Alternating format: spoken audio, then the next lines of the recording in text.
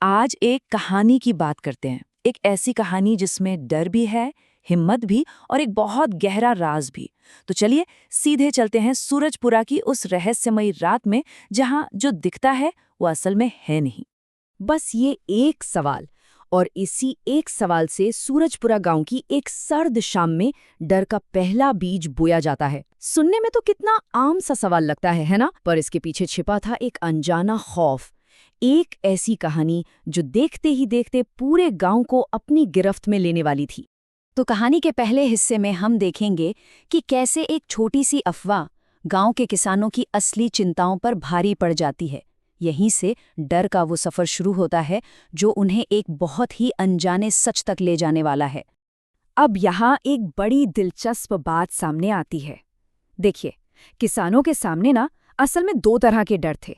एक तरफ तो उनकी रोज़ की दिक्कतें थीं, जिनसे वो रोज़ जूझते थे, जैसे जानवर जो फसल खराब कर जाते थे या फिर फरवरी की वो कड़ाके की ठंड। और दूसरी तरफ था एक बिल्कुल नया, एक अनसुना डर। तालाब के पास किसी के रोने की आवाज आती है, और तो और एक भैंस भी गायब हो गई थी जो कभी वापस ही नहीं लौटी।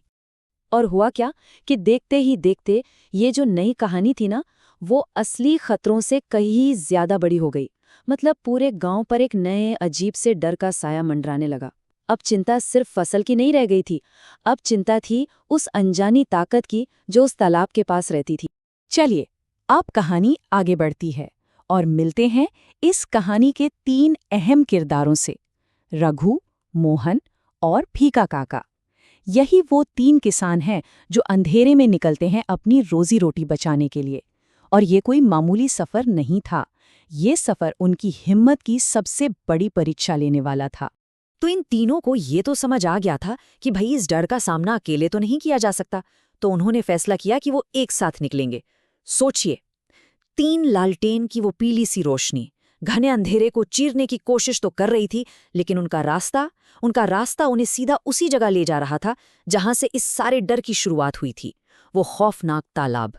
और जैसे ही वो लोग तालाब के पास पहुंचते हैं ना, माहौल एकदम बदल जाता है। तालाब का पानी बिल्कुल स्याह काला, हवा में एक अजीब सी नमी सी महसूस होने लगती है।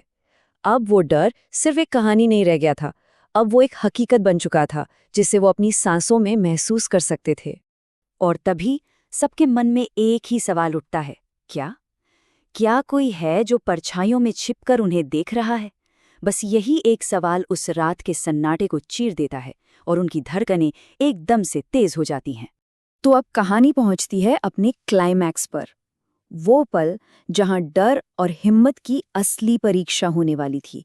वो पल जब उन किसानों को उस अनजाने साए का सामना करना था जो अब तक सिर्फ एक अफवाह था। अचानक तालाब की तरफ से एक बर्फीली हवा का झोंका आता है, इतना तेज कि उनकी लालटेन की लौ भी कांप जाती है।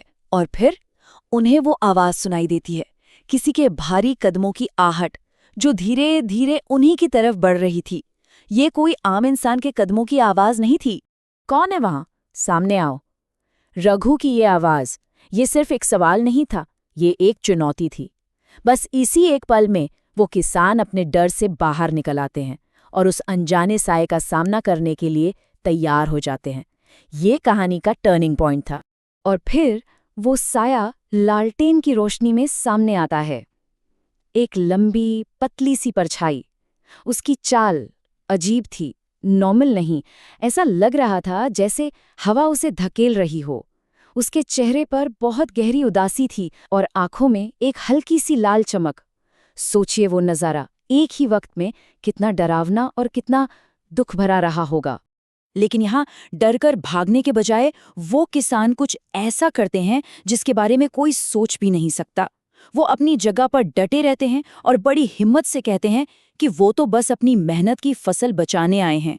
उनका ये नेक इरादा और उनकी ये हिम्मत उस पूरी सिचुएशन को एकदम पलट देती है।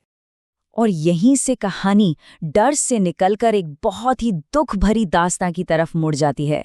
अब हमें पता चलता है उस तालाब का असली राज, एक ऐसी कहानी जो बलिदान और धोखे की स्याही से लिखी गई थी। तो पता चलता है कि वो साया कोई बुरी आत्मा नहीं है, बल्कि वो तो जमीन का रक्षक है, एक ऐसी आत्मा जो इसी मिट्टी से बहुत गहराई से जुड़ी हुई है और जिसका काम है इस जमीन को लालच और अपमान से बचाना। बस ये एक सच उस पूरी मुलाकात को एक नया मतलब दे देता है। उसकी कहानी बहुत दुख भरी है। सालों पहले जब गांव में भयानक सूखा पड़ा था, तो उसी इंसान ने अपने हाथों से ये तालाब खोदा था ताकि गांव वाले जी सकें।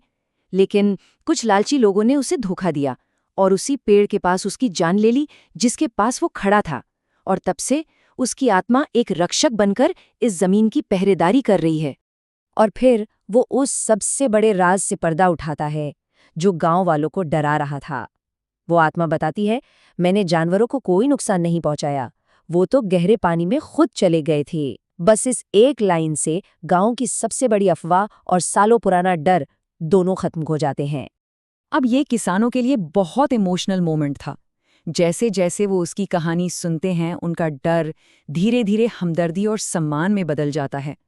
अब उन्हें उस साई से डर नहीं लग रहा, बल्कि वो उसके दर्द को महसूस कर पा रहे थे, उसके बलिदान को समझ पा रहे थे। तो अब हम पहुंच चुके हैं कहानी के आखिरी पड़ाव पर, डर से सम्मान तक का ये सफर।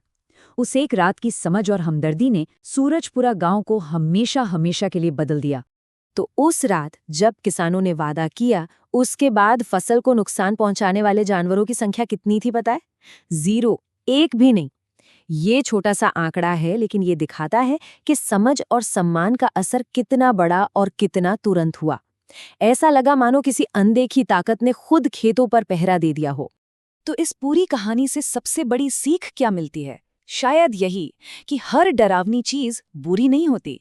अक्सर जिन चीजों से हम डरते हैं या जिन्हें हम बुरा मान लेते हैं, उनके पीछे एक अनकही कहानी और एक बहुत गहरा दर्द छिपा होता है। तो उस रात के बाद सूरजपुरा में सचमुच एक नई सुबह होती है। अब खेतों की रखवाली एक अनदेखा संरक्षक करता था। गांव वालों का जो डर था वो एक शांति और सुकून में बदल गया था। और उस आत्मा के बलिदान को आखिर इतने सालों बाद सम्मान मिल गया था। और ये कहानी हमें एक बहुत गहरे सवाल के साथ छोड़ जाती है। क्या हर डर के पीछे एक ऐसी ही कोई भूली बिसरी कहानी छुपी होती है? शायद जिन चीजों से हम डरते हैं, उन्हें हराने की नहीं, बस थोड़ा और समझने की जरूरत है।